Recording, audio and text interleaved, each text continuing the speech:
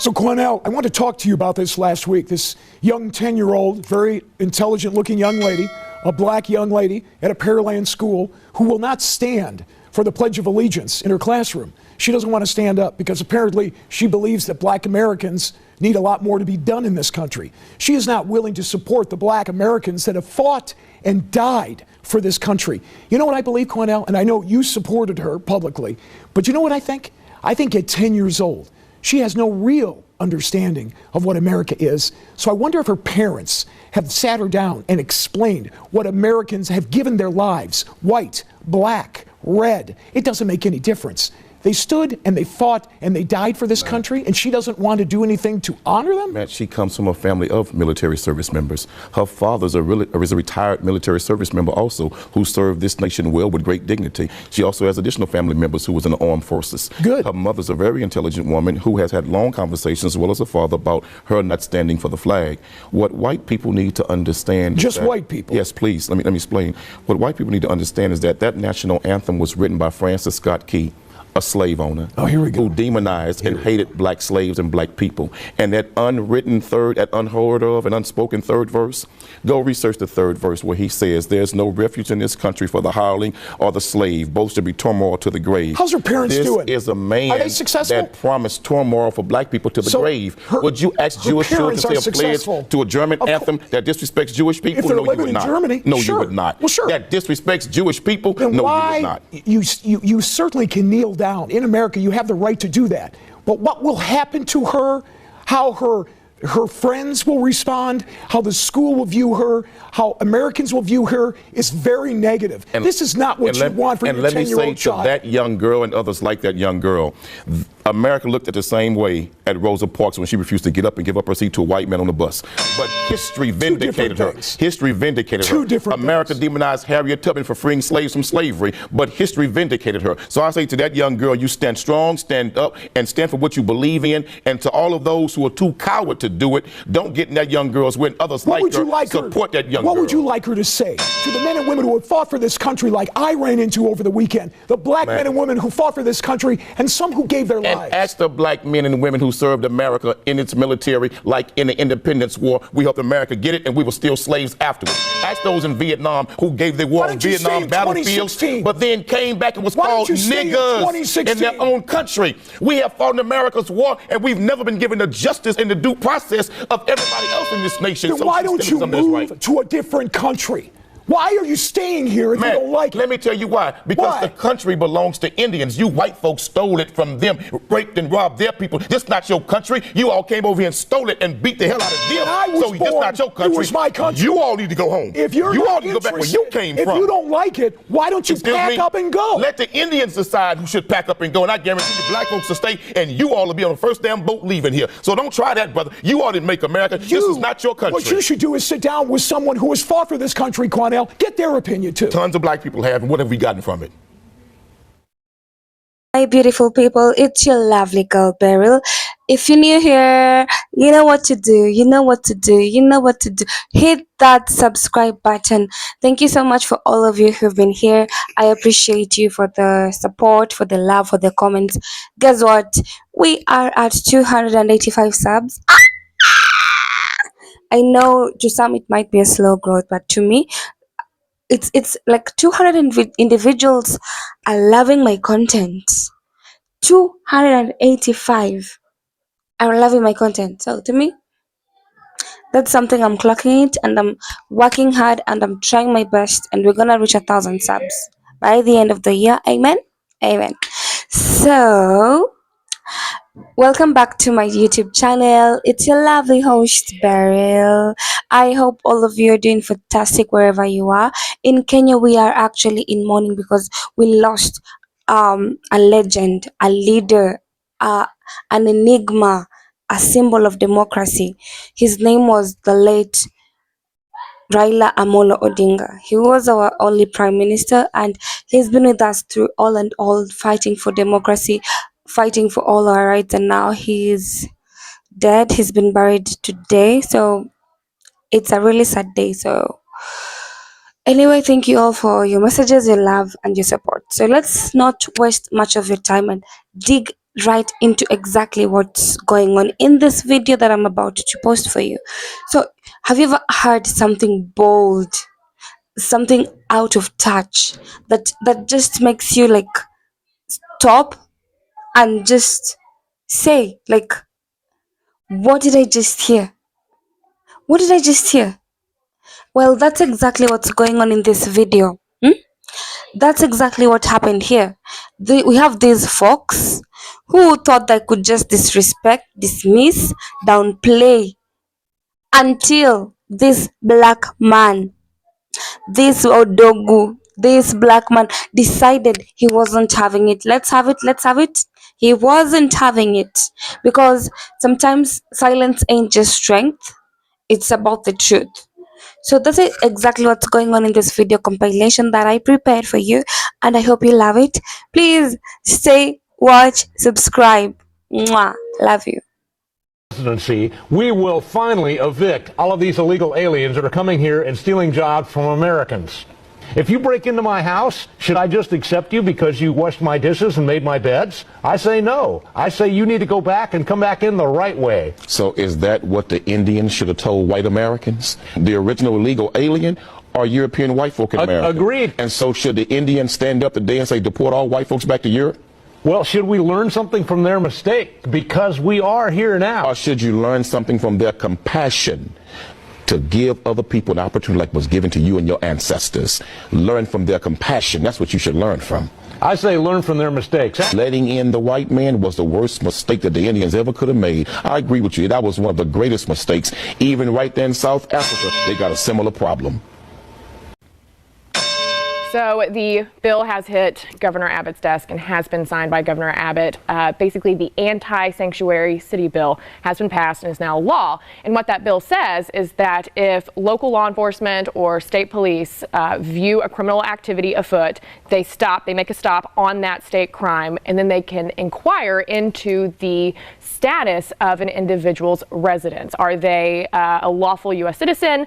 Are they here with a green card? Are they a permanent resident alien? Or are they here illegally without documentation? And if they are here illegally without that documentation, then the feds can get involved and then they can take it from there. I think this is a fantastic law. It is time to start enforcing the laws that are on the books instead of the state and local officials legislating from their own little tiny offices. It's an awful law because it's nothing more than a legal way for law enforcement to racially profile Mexicans and Hispanics. This law was written into existence by Governor Abbott to specifically go after a said group of demographics here in the state of Texas. Secondly, it is awful that we want to call them illegal immigrants to the point to where if a cop does not do his job according to this law, he can be charged and arrested, and the cities can be given a $25,000 fine per day. Well, we'll put a cop in jail for not asking about his immigrant status, but we won't put cops in jail for shooting and killing unarmed black people. That's not true, and Thirdly, that's way too far of a step. Murder is against the law. Yeah, but it's not against the law when you kill black people and you're a cop. See, the problem in America and this state What about the Dallas case where that cop was just because there was murder? video to show he was absolutely lying. So you can't make these broad statements. No, it's just because simply not true. often there's video, ma'am, where we are killed by cops and nobody ever goes to jail. Ask Eric Garner's family that. Ask the family right there in Baton Rouge, Louisiana. Brother Alton Sterling's family, but your they're not getting justice. So video don't mean nothing for us. But let's get back to the immigrants. I would say to the Hispanic and Mexican community, what you got to do now, hook up with the black community and unite in political power, because if Mexicans and black people unite in Texas, we can control the governor, we can control the lieutenant governor, and we can control politics in Texas, period. I'm saying to the Latino brothers and sisters, don't fight them by yourself. If you hook up with black people and we unite, I'm telling you, we can run Texas and then pass laws to deal with those who hate us. You're advocating for criminal activity, Quanell. These people are not here lawfully. They need to do what our ancestors did, what many Mexicans have done. No, wait a minute. Don't interrupt me. Your ancestors came here illegally. Wasn't nothing legal about your ancestors. Listen. They came illegally and they murdered, they raped, they pillaged a whole race of people. This country, Texas, Arizona, California, belongs to the Mexicans. Quanell, get back it was to the stole from them. You so tell me to get back to the point. They came here illegally. No, you're not being fair to me here. You say stay on topic. I say, okay, we'll stay on topic. And then as soon as we start talking about illegal immigration, you go back to the black issue. Let's stay on topic. Your ancestors are the master illegal immigrants. Give me the opportunity to respond in that, you know what, we're all Americans here. And if you are here legally, absolutely, then we need to come together and we need to pass good laws for enforcing the laws. Well, perhaps the Native okay? Americans should have passed laws against your ancestors. You know, many in this nation are asking, what should Black Lives Matter do? And in which direction should they go? The shooter in Dallas, Michael Johnson, is reported that he was angry with Black Lives Matter. And I understand why he probably felt that way.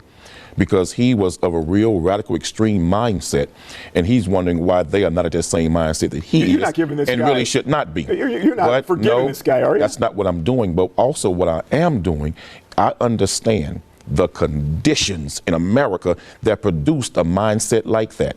Injustice on a consistent basis breeds insanity, and that's what's happening in America with black people. You know what's happening? Shootings. You know what's happening, Quanell? There are black and white people that would like nothing more than for us to stay fighting because they somehow achieve a bit more money or a bit more prosperity or a level that they like. But they've got to make sure that white people and black people or any race are fighting each other and they're all jazzed up over something. Those people succeed. And that ain't me, and I certainly hope it isn't you either, Quanell, although I'm not so sure.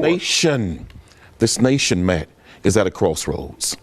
If we want to prevent another Michael Johnson, and I sit here with you for 6 years, and I warned you right from this seat that a Michael Johnson would be produced in America if injustice and police killings were not held accountable, these cops.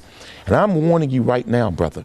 I'm telling you, you can take it or let it alone, and you don't have to listen, and this audience doesn't have to listen. But if they don't change, the next move, terrorist organizations from outside of America are going to try to connect with black people who are angry, disgruntled, and frustrated, and use them as an inside sale to strike America. That's what's coming. His first stop was to an organization like yours, and, you know, the new Black Panthers. He thought maybe that would be the place to go. Can you imagine that in this guy's mind, he looked at you as someone who could use to go after people like me? I put the brother out. I know you did. Because I had no choice but to do so for the safety and security of the other members because of the brother's rhetoric. But at the end of the day, I understand what has produced that kind of mindset in many young black men.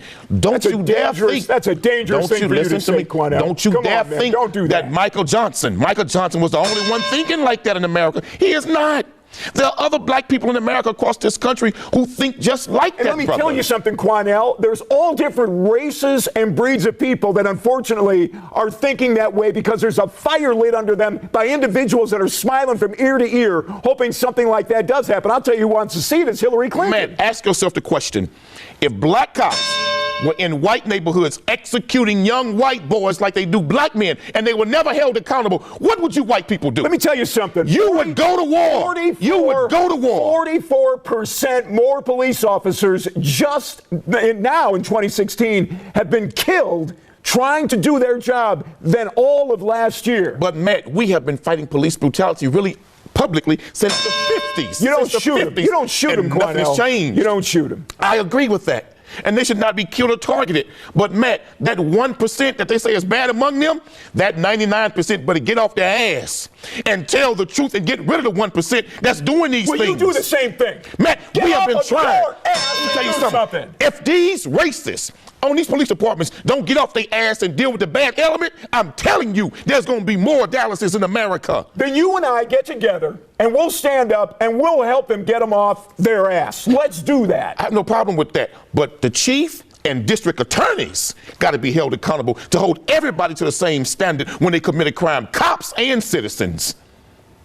I know you have watched the video compilation that I've just prepared, and I know you have something to say. Please, you know where to go, comment section. So this is how it started. It all started when a group of white people tried to actually talk at him, not to him. They tried to talk at him, not to him. They thought they could just define his experience, his history, his reality, like they knew better than whatever he knew. They thought they could just outdo him with his own history. You get me? So this man, he broke down every stereotype that these folks were actually throwing at him. But remember, he did this very calmly. You can see the video. He did it very calmly, confidently, and unapologetically.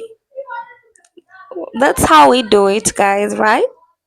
So, and when he was done, you could actually feel that there's silence in the room. There was silence. You could read the room and just identify that it was quiet because he put them in their place. And that kind of silence only comes when the truth hits too hard. Okay, that we cannot ignore when the truth gets too good to be ignored. And remember, he didn't even raise his voice at the woman. No, he didn't raise his voice at anyone whenever he was challenging all those stereotypes that were being thrown at him. Mm-mm. He reminded them that being black being black in America isn't just about the struggle, it's about survival, it's about brilliance, and just unshakable pride. All those FBA, um, all of you Black Americans, I really do respect you for all the struggles you have seen, all in all through history, and it's really commendable. Even when I do such videos, I have to recognize your efforts. And then remember, he said, "You want to talk about freedom? Let's talk about who built this country." Who built this nation? You want to talk about respect? Let's talk about who's been disrespected for centuries and still stands tall. Black people for centuries have been disrespected just because of skin color that nobody chose. The funny thing is, we all bleed the same type of blood color. Like, what's wrong with you? Why are you disrespecting me? Most black people right now are overeducated. We have the same qualifications just like whites. I don't get where the disrespect gets in, but for centuries, blacks have been disrespected, but no longer. This man couldn't stand it, and we need people like you out there who are bold and courageous enough to take a stand for such humiliation. And every word that he said cut deep because it wasn't just about the emotions he was feeling as a man in America. No, it wasn't. Okay? It wasn't. Yeah.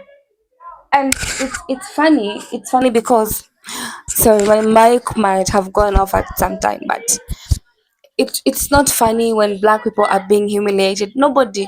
Respect is a two-way traffic. You respect me, I respect you. True? Yeah. So every word that he said cut deep, not just because of emotions, but it was evidence. He didn't just come to argue, he just came to educate these people because black people have gone through it all in history to the point that we are so tired of defending ourselves that we are also equal to other human beings, other races. We're tired. And by the time that he was done with his speech and education, the the same people who are now laughing and talking slick couldn't even look at him in the eye. The embarrassment. He put them in their places. The shame. Huh? That's the kind of power truth has. Truth will set you free. It doesn't need permission. And when a black man speaks his truth, when a black man speaks his truth with that much clarity, the world has no choice but to listen. The world has no choice. So here's the message: don't let anyone rewrite your story or downplay your pain or your silence your power. Because when you stand firm in your truth, everybody will listen. They'll have to listen. You just don't speak for yourself, you speak for a whole generation. Okay? So this moment wasn't just a clap back. Don't take it that way. It was just something like a reclamation. Okay. Anyway, that's all I have for today on this video. If you feel like you need to say something of how much you've learned from this video or just a comment, feel free to put it down on the comment section. I'm so happy about this, by the way. We are at 285, road to 500 subs, and I believe in myself. It's gonna happen. It's gonna happen. Clock it. Yeah, if you like the video that I made, please subscribe. I'm begging you. Like, reshare, comment. Hey, have a good time. Take care of yourself. Bye.